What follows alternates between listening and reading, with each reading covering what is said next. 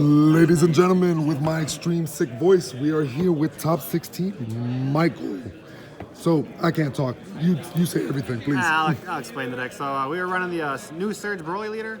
Unawakened side, he's kind of like a little Hercule, once per turn. Combo with a green or red card, he gets to draw a card. So both turns you're just drawing cards offensively and defensively. 2 cards under him for your Awaken anytime you want. Draw 2, untap 2. Untap 2 is huge, and you just cycle 2 other cards. The Awaken side is active battle once per turn. Your life has to be 3 or less for it, but you can detach one of his material underneath them to either KO any card you want, ignoring barrier, so you're never really afraid of game shots. And his other effect is you can take 1 card in your drop, combo with it, and he gets double strike for the turn. So really good offensively, really good defensively. Out of the main deck. So we are running 3 of this new 1-drop BROLY. It's really good. Right now, a lot of people like to play very reactively. A lot of counter plays running around, topos running around, so they're always leaving 2 energy open. This just lets you look at their hand, either take that away or take something else more important away. If they want to respond to this with one of their counter plays, then you don't really have to worry about it anymore because your bigger drops are safe. It is a very heavy multicolored deck, so we are playing 4 of this Chi-Chi. If you have 2 or more multicolored cards in your energy, she draws a card. Then when you combo with it with your leader, you're going to draw an extra card. So you're just, you cycle through your cards really fast with this deck. So you pretty much always find what you're looking for, and you fill your drop.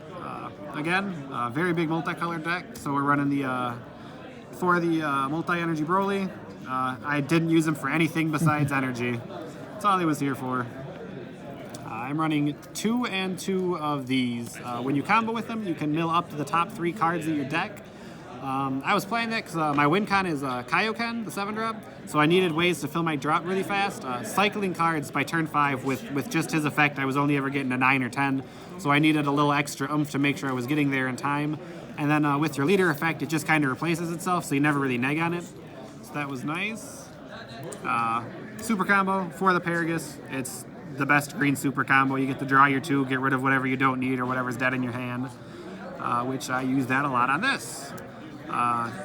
3 Dormant Legend. I'm playing the Arrival BROLY engine, so you have to have this in your drop. The burst cards are really nice for that. Sometimes they just hit it and make them live right away, and I'm playing these to go with that. Goten, when you combo with them, you get to send Dormant Legend from your deck to the drop area, and then if you have 5 or less cards in hand, you draw a card, and then you untap an energy. So kind of like with the Chi-Chi, he's a draw 2, untap 1, and then he's a multicolor, so as soon as your turn 2, you can arrive your big 6-drop BROLY right away, and it's a lot of pressure, especially because he stops combos. I'm running a single Godstrike Beerus. A couple people asked me why I was running that, just because on the Awakened Leader side, I can KO anything ignoring barrier. What I was afraid of was playing mirror matches and other people running Kaioken, because if he uses his effect, he can't be KO'd. So I figured with this, they would overcommit into the Kaioken, and I'd be able to combo this from the drop and get rid of the triple strike for the turn. 2 of the 4-drop BROLY. It's a nice little arrival, 1 cost. When it comes in play, give something -10, which is kind of nice right now. In certain matchups, you can get rid of things like the 1-drop Skillless Goku, other little things, blockers, any little thing they put on the board. Kind of nice.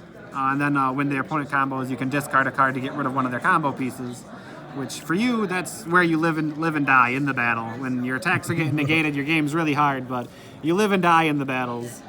I'm missing it. There it is. I am running 4 of this multicolor Raditz. It's real nice. You got so many multicolor cards. It lets you put in your arrivals for just the 1 card from your hand, and that 1 card gets replaced by your leader effect. So you're just kind of getting free arrivals early game whenever you need them. 4 topo. It's the only negate I run in the deck. You feel pretty safe in the battles. You got a lot of spot removal in battle with your arrivals. This is really just to stop people in the late game, turn them off for a turn if you need that extra turn to try to get to your Kaioken, your own win cons. So that was really nice. 2 of this Champa Beerus. I didn't use his KO effect too much, but he's another arrival for 1. He KOs something when he comes into play. More importantly, I was using him for his giving something 6 or less double strike in battle. A lot of times I was just swinging with my big BROLY, putting this into play, and then giving it double strike. So he starts 30k double strike, and then he can get rid of a combo piece. So it was a lot of pressure for when they didn't negate that attack. 2 of this 5-drop Vegeta. Another counterplay card, reduced by 2 because my leader's red, so he comes in for 3. And he eats, he gives everything on the board minus 20k, and he gives your leader a Senzu Bean for the turn, so plus 5k. Very important in a lot of matchups right now. It's super good for me in the baby matchup, just because I can give the board minus 20, and then it alleviates a lot of the pressure when your leader gets minus 10 or 15 for the turn. And it's pretty good against Hatchiyak. You get rid of all their 1-drops, the vanillas, all the blockers and stuff they put on the board. So that was pretty nice. It was also good against Surgiku because you can eat the apes off the board when they put them into play, because that's only got 20k, so that was really nice. 2 of this Arrival Gogeta. It's just another Arrival, KO something on the board, so use it defensively, offensively. He's got double strike, which is always nice. Always trying to put the pressure on with this deck. 3 of the 6-drop Arrival Broly. Very good card, Arrival for 2. A lot of times I was just playing him on turn 2 because I'd combo with the Goten to put the Dormant Legend in the drop right away, and then he untaps the energy. And then you stick this in play, so starting turn 2, you got a 30k swing that lets me once per turn get rid of one of your opponent's combos. Also, when he comes into play, he gives 2 cards minus 15, ignoring barrier, which is very helpful when people are just swinging with cards. You just start KOing stuff with this, basically. The win con of the deck, Kaioken. Everyone knows Kaioken at this point. He's got Deflect, which was great against Surgiku. You don't get Frost that much. You can't be hit by Frost Poison. A lot of times you're playing the 1-drop Broly before you put him into play, so you get to look for any Champas they might have in your hand that might tap him. So that was really nice. Yeah, definitely the win con of the deck. That's why we're playing the burst cards. We wanted to filter through our deck as fast as we could, make sure we had 20 in the drop by turn 5 to play this.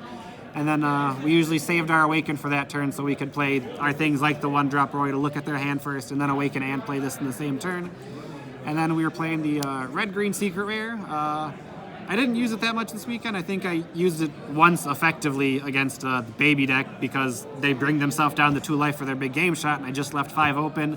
He tried to play around it as much as he could, but at the end of the day, he asked to attack to try to go for game, and he knew I had it, so it was just a wrap. That's really good. What about sideboard? That was our main. Pop over to the side. For the side, I'm running 4 additional negates, 2 Shocking Death Ball, and 2 After Image. I went 2 and 2 because I like having the color diversity a little bit. Helps with your leader awakening sometimes, because I felt like my deck was really red heavy despite all the multicolor cards. So having a little extra green in there to put under for Surge if I didn't have the multis was nice. And their effects are just nice in certain matchups. I mean, this is kind of good nice against Hatchiyak. You can get rid of the little cards, the blockers, and this was kind of nice against Baby because it's going to give me plus 40 and give something minus 10. So I was a big fan of that. I was siding 3 of these Dark Power Black Mass Saiyans.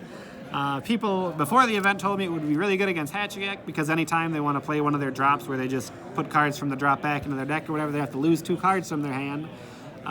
What I wasn't expecting was for them to be putting in their own Mercenary Taos. So the one Hatchiyak I played against today, thanks Peter, I put this into play and he dropped 2 of these on me, so I ended up warping basically my whole hand over the course of 2 turns. So never again. I'm sorry. 2 Vegeta the Cruel. It's a card that definitely could have been main decked. I couldn't really find room for it, but I sided it in most matchups. It's just a very good card right now. It's very good against the Surgiku. You can get rid of the monkeys when they come into play. Get rid of that. It takes a card out of their hand. Only comes in for 2. It's got a lot of versatility right now. Definitely just an all-around good counterplay. I was playing 2 of this Haru Attacker Majin. There was a lot of the multicolor leaders running around today, and both of them are one of those 2 colors. So she was very good.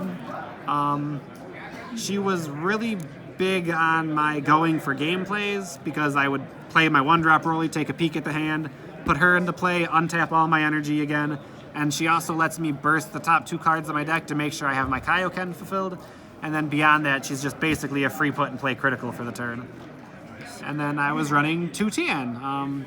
I was expecting a decent amount of the Surge Piccolo, and so he's running beans and stuff. The Surge Kus were all running Senzu beans and Goku Black, so I definitely expected people to have a bunch of untapped going on, and I wanted to make sure that on my pushes, they would have less options to defend, untap, all that stuff. And I didn't expect Janemba, but there were 2 Janembas in the top, so I was definitely glad I had this. I didn't play against them, but that's another matchup where you just want to be able to shut them down when you're going for your big pushes. Nice. All right, man. Well, thank you for the deck profile. Do you have shout outs? No, not really. No, nobody? Nobody. Okay. Shout out to my team, I guess. There we go. One other person from our shop made a top 16 with me, so that was nice.